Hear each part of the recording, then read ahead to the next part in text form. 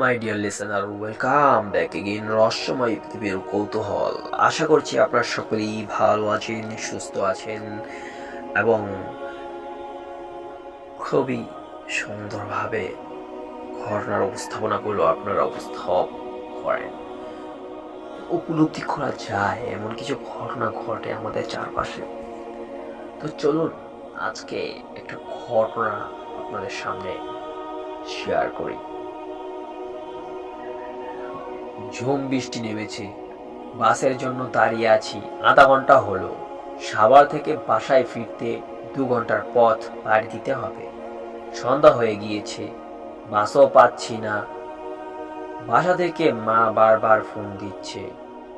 এই এলাকায় আগে আসা হয়নি। রাস্তাঘাট কেমন ফাঁকা মনে হচ্ছে, মনে মনে ভয়ও লাগছে। এখানে এসেছিলাম অ্যাডমিশনের কাজ নিতে, কিন্তু কে জানে এত দেরি হবে যে এখন শুধু বাসায় যেতে পারলেই বাঁচি। বৃষ্টির ব্যাগ কমছেই না, সাথে মেঘের গর্জন। ভাগ্যিস মা ছাতাটা দিয়েছিল। হুট করে গড়িয়ে গেছে, কারো স্পর্শ পেতেই চমকে উঠি। বুকের ভিতরটা কেঁপে উঠল। ভয়ে ভয়ে পিছনে তাকাতেই খুব অবাক হয়ে যাই রোহান ভাইকে দেখে। রোহান ভাই আমাকে ধমক দিয়ে বলে উঠলেন, রিমু, তোর কি আঙ্কেল বৃদ্ধি কখনোই হবে না? এই সন্ধ্যাবেলায় একা কিভাবে বাসায় ফিরবি সেই চিন্তা আছে তোর? আমি তখনও বিস্মিত হয়ে রোহান ভাইয়ের দিকে তাকিয়ে আছি। রোহান ভাই, আপনার না আজকে চিটাগাং যাওয়ার কথা? আমি রোহান ভাইকে জিজ্ঞাসা করি, ওসব কথা পরে হবে, চল বাসে উঠি। বাসে উঠাও রোহান ভাইয়ের কাছে আমার প্রশ্নের তেমন কোনো উত্তর পেলাম না। আমি আর রোহান ভাই পাশাপাশি সিটে বসে আছি। তিনি জানালা দিয়ে উদাস দৃষ্টিতে বাইরের দিকে তাকিয়ে আছেন।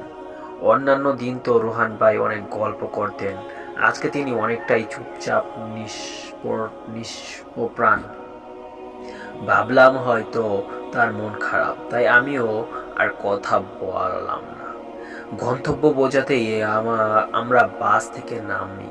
এরপর আমার বাসার গলির মোড়ে আসতেই রোহান ভাই বিদায় জানিয়ে চলে গেলেন। বাসায় এসে দেখি মা আমার অপেক্ষায় বসে আছেন। এরপর ফ্রেশ হয়ে খাওয়া দাওয়া সেরে ঘুমাতে চলে যাই।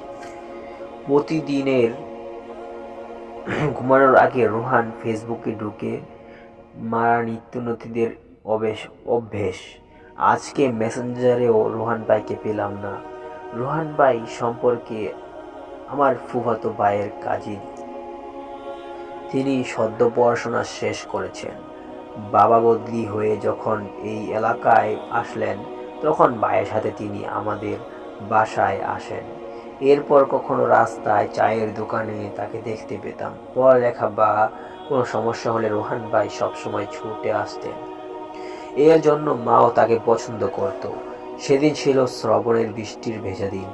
আমি সবেমাত্র কলেজ থেকে ফিরছিলাম। তখন রোহান ভাই পিছন থেকে আমায় ডাক দিলেন। বললেন, পিচ্চি, একটু শোনো তো। এরপর এক গুচ্ছ কদম ফুল হাতে আমাকে বললেন, পিচ্চি, ভালোবাসবি আমায়? কথা দিচ্ছি সারা জীবন তোর পাশে ছায়ার মতো থাকবো। রোহান ভাইয়ের কথা শুনে আমার মুখটা লজ্জায় রাঙা হয়ে উঠল। আসলে রোহান ভাইয়ের প্রতি আমারও এক প্রকার ভালো লাগা ছিল। রোহান ভাই তার কথা রেখেছিল, সবসময় তিনি ছায়ার মতোই আগলে রাখতেন। তবে রোহান ভাই কিছুটা পাগলটে স্বভাবের ছিলেন। যেমন গভীর রাতে তার ফোন দিয়ে ঘুম ভাঙিয়ে দিয়ে বলতেন, এই পিচ্চি, কবিতা শুনবি? আবার কখনো বৃষ্টি ভেজা রাতে ফোন দিয়ে বলতেন, এই পিচ্চি, একটু ঘর থেকে বের হবি? তোর জন্য না এক গুচ্ছ কদম ফুল এনেছি। তার এই পাগলামির মূলে যে আমার প্রতি অফুরন্ত ভালোবাসা ছিল তা ঠিকই বুঝতে পেতাম। অতীতের কথা ভাবতে ভাবতে তখন যেন ঘুমিয়ে যাই। সকালবেলা ফোনের রিংটোনের তীব্র আওয়াজে ঘুম ভাঙে। ফোনটা রিসিভ করতেই ওপাশ থেকে ফুফাতো ভাই বলে উঠে, রিমুরে, রোহান আর নেই।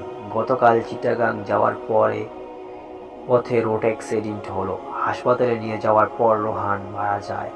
আর তার বন্ধুরা হসপিটালে ভর্তি হয়ে আছে। ফোনটা হাত থেকে পড়ে যায়। 2 মিনিট মাথায় হাত দিয়ে বসে চিন্তা করি, এটা কি বললো? আমি কি স্বপ্ন দেখেছি? বাইরে প্রচুর শোরাগোলের শব্দ। দরজা খুলি, তখন ওই মা কাঁদো কাঁদো সরে বললেন, রিমু, রোহান মারা গেছে। কত ভালো ছেলে ছিল ছেলেটা।